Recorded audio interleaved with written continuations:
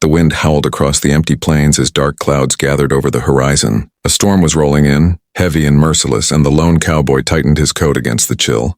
He was used to silence, used to the hard life of the Wild West, but that night something broke the stillness. Just ahead in the fading light he saw her, a woman, dressed in a wedding gown torn and covered in dust, sitting on the ground as if the world had abandoned her. Her eyes glistened with tears, her hands trembling, and even the storm seemed to pause around her grief. She was the neighbor's bride, left behind with no horse, no husband, and no reason why. The cowboy did not know what would happen once he opened his cabin door to her.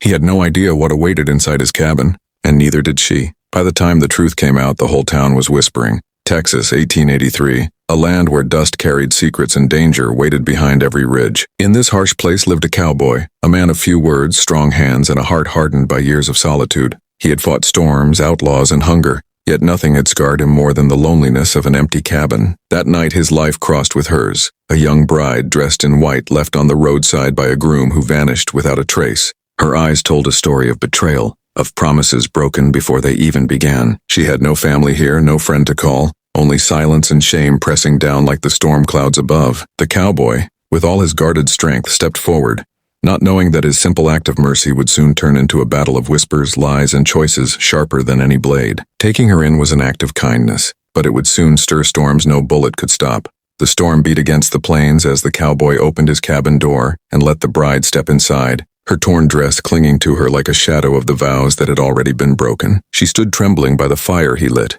the warmth slowly chasing away the cold yet never reaching the sorrow in her eyes. She whispered little, her voice so soft it nearly vanished under the crackle of burning wood, but the silence between them carried more weight than any words. As he poured her water and set bread on the table, his eyes caught the faint bruises on her arms, marks she tried to hide beneath the lace of her sleeves. A chill ran deeper than the storm outside, for it was clear that someone had hurt her before she was left behind. She lowered her gaze, ashamed to be seen in such brokenness, and he said nothing, knowing some truths revealed themselves only in their own time. Morning came, and with it more than light. Whispers began drifting across town like dust stirred by restless wind. The sheriff's wife muttered at the well, the blacksmith's boy repeated what he overheard, and soon every porch and saloon carried the same story, that the neighbor's bride was under the cowboy's roof. Gossip twisted her sorrow into scandal, and lies grew taller than the cabins that lined the main street. They said he had stolen her, that he had claimed her before vows were even sealed, and though none of it was true, it spread faster than fire in dry grass. The bride heard the whispers through glances, through the way women turned away at the general store, through the smirks of men who thrived on shame.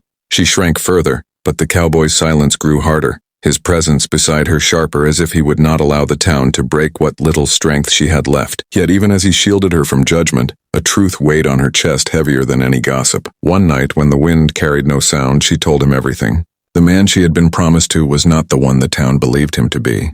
He was a liar who wore charm like a mask, a man who promised wealth but left behind debts, a man who spoke of land but owed his life to enemies waiting to collect. She confessed that the bruises were not from an accident, not from the road, but from the very hands that abandoned her when danger drew too close. Her voice broke as she admitted that by taking her in, the cowboy had unknowingly placed himself in the path of men who would not hesitate to burn his cabin to the ground. His jaw tightened as the firelight flickered across his face, for he understood now that it was not shame the town should fear. It was the storm riding closer with every sunrise, and though she had been left behind, she was no longer alone but with him, standing on the edge of a battle neither of them had asked for yet could no longer escape.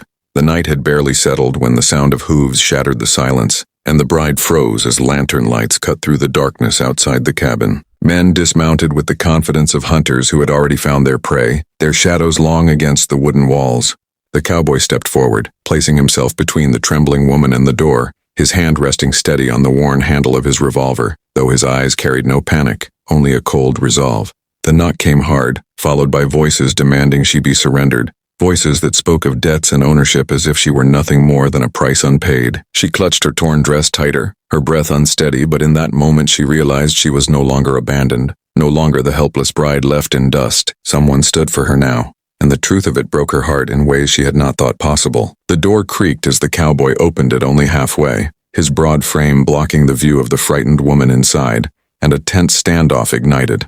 The men outside spat threats, their hands resting on holsters, but he did not move aside, his voice calm and sharp as he told them she would not be taken from his roof. Minutes stretched like hours, the storm overhead rumbling as if the heavens themselves judged the scene, and the bride's eyes filled with tears not of sorrow but of disbelief that someone would risk everything for her, when even her husband had not. Then came the twist that shocked the town, for in her shaking hands she held a paper she had hidden deep within her dress, a marriage license signed and sealed, proof that her groom had bound her not in love but in fraud. His signature used to shield his debts while leaving her as the bait for vengeance. Gasps filled the air as the men saw it, for the paper turned their pursuit not into justice but into shame, exposing the lies of the man they had once trusted.